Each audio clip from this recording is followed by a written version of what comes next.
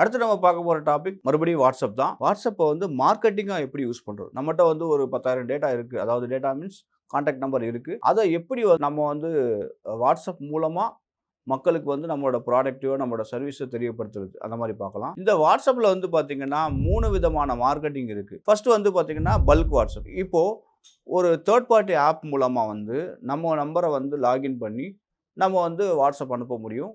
இதுல என்ன ரிஸ்க் இருக்குன்னு பார்த்தீங்கன்னா, நம்ம நம்பர் பிளாக் ஆகும். இது பிகினிங்ல நல்லா இருந்தது.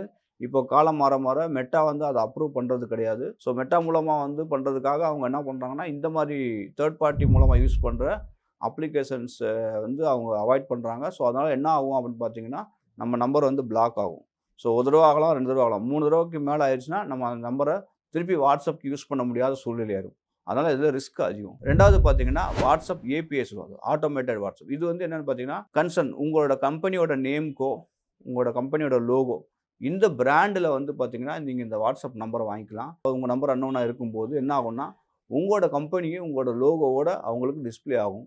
ஸோ பிராண்டடா தெரியும். இப்போ வாட்ஸ்அப் அனுப்பும்போது நெறைய பேர் என்ன பண்ணுவாங்கன்னா வந்து, அன்னோன் நம்பர் வந்துச்சுனாலே அவங்க வாட்ஸ்அப் ஓப்பன் பண்ணி பார்க்க மாட்டாங்க. ஒரு பர்ட்டிகுலரா வந்து ஒரு பிராண்ட் நேம்ல வரும்போது என்னமோ சம்திங் ரிலேட்டடா இருக்குன்னு சொல்லி அவங்க என்ன பண்ணுவாங்க, ஓப்பன் பண்ணுவாங்க.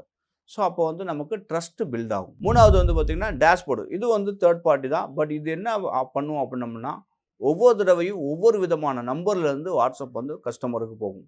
ஸோ இது வந்து என்னன்னா, நீங்க குடுக்க வேண்டிய மெசேஜ் வந்து ரீச் ஆகும்.